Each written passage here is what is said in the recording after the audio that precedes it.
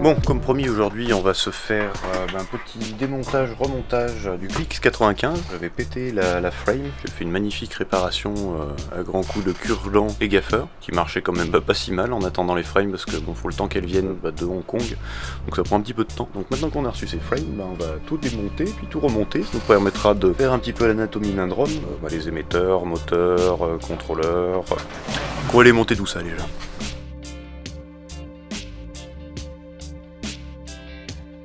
Ma super réparation, parce que la frame avait pété, bon c'est des frames en carbone, au bout d'un certain nombre de chocs, surtout au tout début, il y a vu la taille du studio, bon ça a très vite lâché quand même.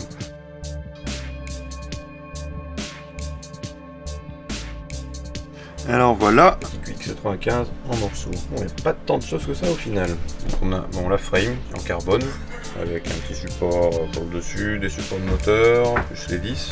Deux moteurs qui tournent dans sens horaire, deux moteurs anti-horaire, juste des petites protections d'hélice qu'on a rajoutées par-dessus, parce que pour voler en intérieur, ça permet de limiter un peu les dégâts. Les hélices, la petite carte qui est le contrôleur de vol, et le petit module qui transmet la vidéo. C'est vraiment le module est totalement indépendant, il est uniquement relié à la carte pour l'alimentation. Donc si on rajoute la batterie, on a un drone complet. C'est ce petit microcontrôleur, microprocesseur qui gère les moteurs, qui a aussi un accéléromètre. Donc c'est plutôt simple à vrai dire niveau mécanique. Le transmetteur vidéo lui se connecte directement aux lunettes, 105,8 GHz directement du coup sur les lunettes, c'est tout en analogique, ce qui nous permet d'avoir un temps de réponse nul. Derrière on a les petits switches qui permettent de faire changer les canaux.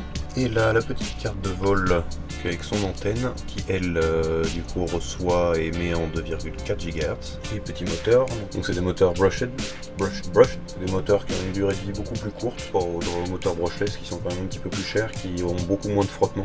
Le kit de 4 moteurs doit valoir aux alentours de 5 €.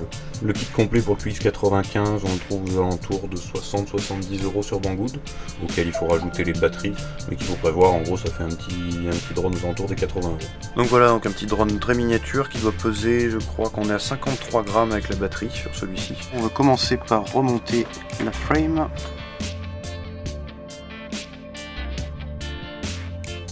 Donc simplement le circuit est collé, avec des petites cales en mousse en plus pour éviter que ça touche trop la frame, et éviter les courts-circuits. Le système pour tenir la caméra FPV est aussi rigolo que chiant, c'est un petit élastique. Il faut arriver à faire passer entre les deux là et caler la caméra en dessous. Voilà, là on voit bien un petit élastique qui passe de chaque côté, qui remonte sur la caméra. Une fois que j'aurai fini, je rajouterai un petit bout de gaffeur là, parce que les élastiques ont tendance à partir un peu plus facilement. Donc là oui, on a aussi un petit connecteur pour une série de 4 petites LED, qui permettent d'avoir des statuts pour pouvoir repérer son drone. Donc on n'a plus qu'à reconnecter les moteurs, finir de remonter. Donc ça se fait toujours l'anti-horaire ces deux côtés et horaire dans ce sens là. Bon, on peut changer au niveau des paramétrages, mais celui-là il est paramétré comme ça. Avant, arrière de ce côté et avant, arrière de l'autre côté.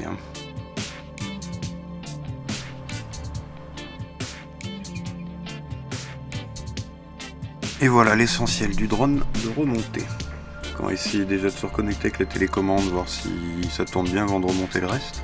Donc on va faire le binding avec une Yashin i6, donc une petite télécommande accessible de moins de 80 € je pense, un truc comme ça. Donc qui est très bien pour commencer et qui fait déjà pas mal de choses. Donc, il y a différents modes, là je sais que moi je l'ai flashé, donc il me permet d'accéder directement en restant appuyé OK 2 secondes. Si votre télécommande n'est pas flashée, pour accéder au menu il faut appuyer sur les deux trims vers l'intérieur comme ça. Et allumer. Après là, quand vous allez rester appuyé sur OK 2 secondes, vous allez avoir accès au menu. Vous avez plusieurs profils pour pouvoir binder plusieurs drones. Là j'ai par exemple le Falcon 250 et là je vais créer un nouveau profil pour ajouter le QX95. Donc on va dans le menu Système, Modèle Select. On va se déplacer sur le modèle 2. Pour valider, il faut rester appuyé 2 secondes sur Cancel. Donc là le choix a été validé. On va le renommer rapidement. Donc, je vais lettre par lettre. QX95, donc on reste appuyé 2 secondes sur Cancel pour enregistrer. En modèle copie permet de copier un modèle, par exemple si je voulais faire une copie du Falcon 250 avec un autre réglage de canaux ou un truc comme ça. Donc voilà, on a fait à peu près tout ce qu'il fallait, donc on est bien sur le QX95, donc on va redémarrer en mode binding. Et avant ça, il va falloir faire une petite manip sur le QX95. Alors pour binder le X95, il faut faire un petit court-circuit. Je sais pas si vous allez bien le voir d'ici, mais c'est deux petits connecteurs qui sont marqués bind. Donc soit vous faites une soudure, soit simplement avec une petite pointe de cutter ou quelque chose de conducteur. Je vais essayer de le faire avec le tournevis. Bon, c'est là où c'est un peu chiant, il faut arriver à faire le court-circuit en même temps que vous branchez la batterie. Pour passer la télécommande au bon binding, il suffit de rester appuyé sur le bouton bind ici, en même temps que vous allumez la télécommande. RX Binding, le drone, vous l'avez dû le voir, a fait des petits flashs, donc normalement ça doit être bon. Et puis qu'à débrancher, rééteindre la télécommande, rebrancher le drone, rallumer. Maintenant qu'on a rebindé le drone avec la télécommande, on va vérifier un petit peu les canaux en branchant tout ça à l'ordinateur. Ensuite on télécharge et on installe KingFlight et on connecte. Donc là le drone est connecté. Je le bouge, on a bien l'accéléromètre qui fonctionne. Donc plusieurs choses à vérifier au niveau du receveur, du récepteur. Donc quand vous allumez votre télécommande déjà pour s'assurer que le binding soit bien effectif, on allume la télécommande, là on voit je suis en train de toucher au gaz. Le yaw fonctionne aussi, le pitch et le roll également. Vous allez devoir vérifier dans l'onglet mode, vous allez retrouver là vos auxiliaires. Donc là moi j'ai par exemple réglé l'armement sur l'auxiliaire 1 et le mode angle et le mode horizon sur l'auxiliaire 2. Donc ça c'est quelque chose qu'on va retrouver dans les réglages de la télécommande. On retourne dans les réglages. Dans le menu setup, on va se déplacer sur les auxiliaires channel. Donc là on peut assigner du coup les différents canaux, différents switches. Mon channel 5 c'est bien l'auxiliaire 1, mon channel 6 c'est bien l'auxiliaire 2. Dans ce menu, que le channel 5 il est sur le switch D et que le channel 6 est sur le switch C. Si vos moteurs ne démarrent toujours pas à l'armement, il faut aller voir et régler les subtrims. Les subtrims, donc là, ils sont déjà réglés pour moi. Le but du jeu, c'est que sur les gaz, par exemple, il faut que je sois en dessous de 1000 quand le manche des gaz est en bas. Donc, quand le manche des gaz est au milieu, il faut être à peu près à 1500 ici. Et à 2000 quand il est à 100%. Pareil pour le yaw, il est à 1000 quand je suis complètement poussé ici, et à 2000 quand je suis complètement de l'autre côté. Pareil pour le pitch et pour le roll.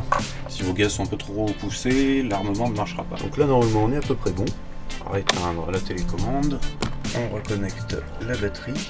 La télécommande râle quand les switches sont pas en bas. Le switch d'armement, tout le monde a programmé pour être sur le switch D. Arme bien le drone, une petite lumière bleue s'allume. Et normalement on a bien les gaz. Je vais finir de remonter, changer de batterie, puis on va essayer de voir si tout marche bien. Voilà. Ah, j'ai perdu une hélice. Donc les hélices qui normalement tiennent bien quand vous les remontez pas 3 fois d'affilée, c'est Walkera. Bon, allez, je mettrai le lien en bas.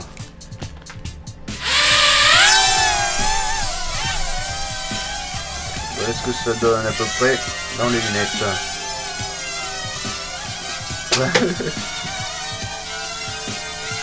C'est plutôt sympa, on a l'impression de se retrouver dans Toy Story. On passe en dessous des tables, enfin, on se retrouve vraiment en modèle réduit, de pouvoir se déplacer. Et c'est plutôt sympa, même s'il vaut mieux quand même avoir une maison un peu plus grande et plus intéressante que juste mon studio ici. Donc voilà, à la prochaine!